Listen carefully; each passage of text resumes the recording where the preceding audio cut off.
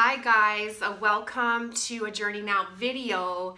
Today we're going to be doing something brand new, for me anyhow, in that they would actually like me to start sharing some diagrams of information that I'm allowed to see and hear, so that hopefully it can help to express some truth outwards that are going to really penetrate and reflect into your own knowing via visual allocation of these informational codes. It's not light language, guys, that I'm drawing, although I mean there is always aspects of light language to any type of language, but specifically I'm just trying to create a visual understanding for you guys.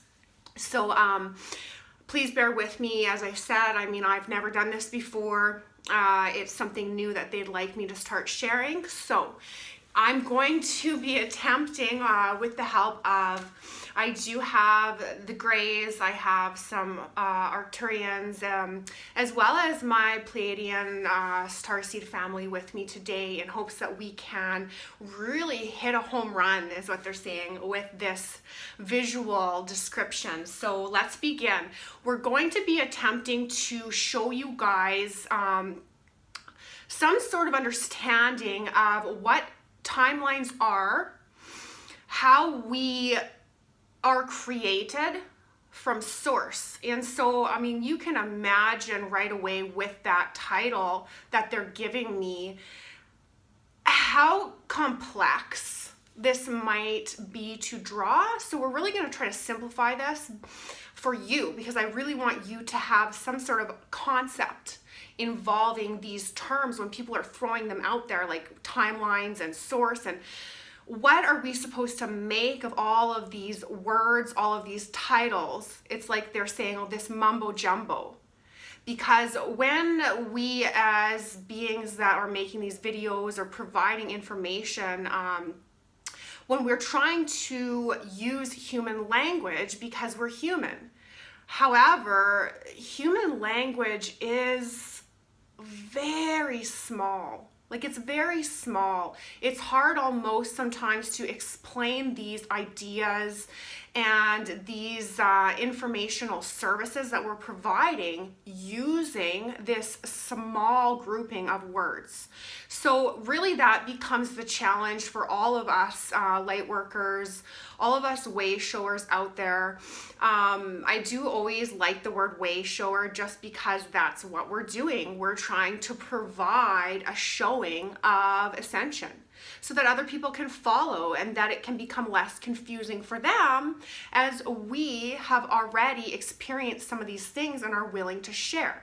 So that becomes an outlet for communication that is going to bring us into the whole of a collective conscious state of existence. So let's begin.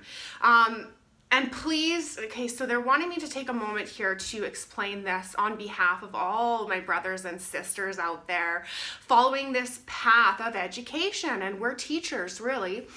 So this is why they say we should never judge information. So it really has to do with conscious levels of assimilation. What we have assimilated or risen to or raised our vibrational frequency as a match to, that is the only information that we're going to be allowed an understanding of. And so this is why we are ascending.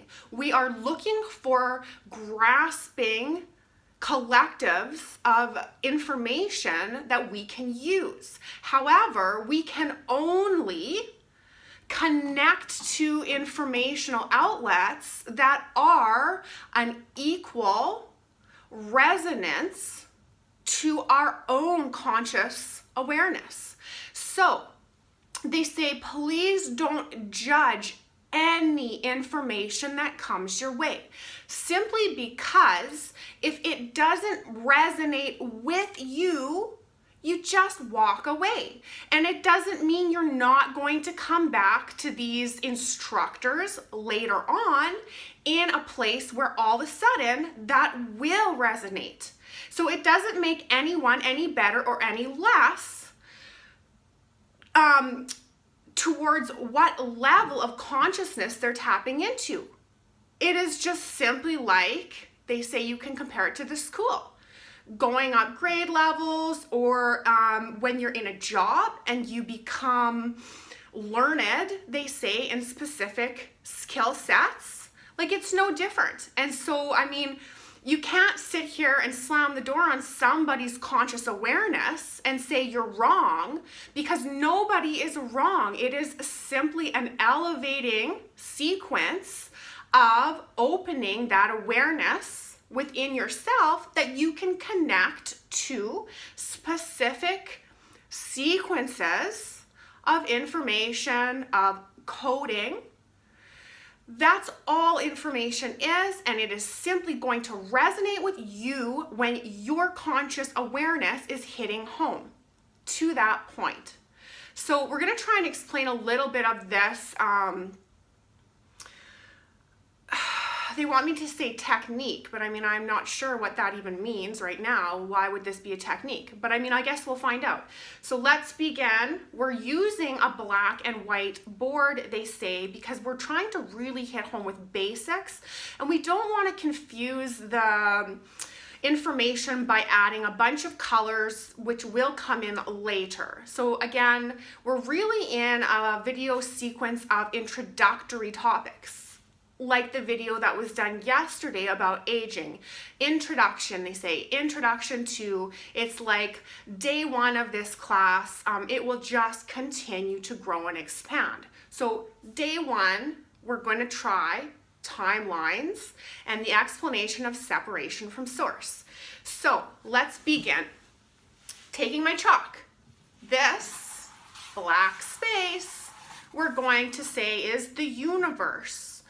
Now, before we get all hot and bothered, because I mean, I do it too, where does source come from? How was it always there? Let's not even worry about that. Let's not even go there, because that is going to distract from the information that is trying to come out of this video. So here's source. We're going to say, oh, and I broke my chalk. Right here. Let's just draw this circle. That's source, okay? Floating around in the universe. From source, because source is information, source is frequency and vibration, light energy, no different than you and I. It is existing in its form, and it hits a rate of expansional awareness where it becomes capable of expression of self. So now we can say from source, source creates souls. Souls are just little blips of light energy that hold a specific sequence, DNA, blueprints, however you want to look at it. That's all your information as a soul. It is an expression of source. So now source creates, what they would like me to say here is first souls. First souls, old souls. This is where oversouls come from. Your oversoul is going to be an original soul at some place in the game. So now this little circle is a soul of self-expression. Here's another one. Here's another one. So now we have these original self-expressions of source. They are operating in perfect harmonics because they are new and original. So this is where twin flames come in. And I did promise you guys we will talk more about twin flames. So now if we want to look at the origins of first souls and original souls, this is where we have unison of the divine feminine, the divine masculine within this one self-expression entity. So then we can simply say, let's put a line in these little circles. And then you can call each half a balanced point of divine masculine and feminine. This is a twin soul or an original soul form. From this point of existence, these souls become capable now, as we are all reflections of God. We are all God, we are all one. This is why they say that. These individual expressions become capable now of the very same thing as Source itself. Now they become capable of creating self-expression. And that's all we do. That is the universe, you guys, self-expression. So this is why it is so important to always stay true to your own unique self-expression, because that is what makes you you, and that is what makes the universe turn and move and roll and expand.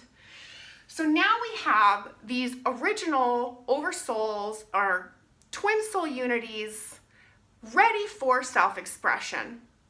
Now this is when we become separating from the divine masculine and feminine. Now, say this is, I'm gonna just say so that we can understand, say this one's me. Say this is me. Now I've decided, okay, well this is wonderful. I'm in my full capability, my full awareness. I know who I am. I know where I came from. I understand fully that the entire point of my existence is to become, they want to say, part of the symphony. Because that's what's going on here, is a gigantic universal symphony of light, of energy particles. That is all there is. And so we develop our conscious identities up here. Now me, I decide I want to play around because, I mean, you're not living in a place of fear. You don't have any of that. You just have joy of creation, the same as God, Source. I decide I'm going to throw out a piece of myself here and here. So now these pieces are me. The same as the original one is me, the same as this original me is God. So now these two pieces are jumping around in the universe, and they become capable again of self-expression and awareness. And so this is where grid lines come in, you guys. This is in part a small identification of what a matrix is, of the grid.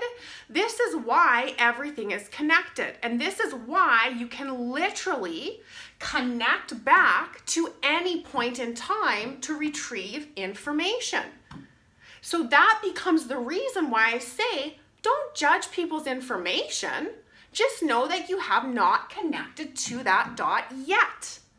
So there's no need ever to discriminate and speak out negative word formations. This is when we say you're wrong, that's not right, you're this, you're that, you're this, you're that. And as people doing these videos, I mean, this is why many of us say, if you have something to say negative about the videos, what is the point? Like, what is the point? Become aware that that doesn't make sense to you now and just find something else to watch. Find something else to learn about. That's all. There's no need to play into the verbal outspewing of negative languages because you disservice yourself. So when you make that conscious choice to take somebody's information and then downplay it or be ignorant about it, simply put, you are literally doing it to yourself. And any conscious being who has come to an awareness point is going to understand at this level that there would never be any place or room for a negative comment. Anyway, let's reel back in from that. So now I have these playing pieces, because you could look at it like a game of chess or whatever. All these pieces belong to me, and they're going into their own spaces of life experiences. And this is also why they try to say that we are living many timelines at the same time. because now you can see that here's my oversoul, and my oversoul, her name, I always seem to identify a lot with the divine feminine. So for me, my oversoul in this human experience is identified as feminine, and her name is Gracelyn. So here's Gracelyn, here's me. I've got these little pieces, and so let's say now this one is Heidi. This is me now. So this is me, this is me, this is me, and don't forget, God is me, and I am God, and we are all one. Now, this piece here might have completely identified with just the masculine divinity and is now seeking a journey trying to bring balance into the divine feminine aspects. So it's off doing its own experiment to bring that information back to a complete whole point. This one here, the Heidi, is actually identifying with the divine feminine, might have set up experiences to specifically bring back that balance with the divine masculine. Like, who knows? You don't know. I mean, this you knows and this you knows, but these little ones, that was part of their game that they're playing.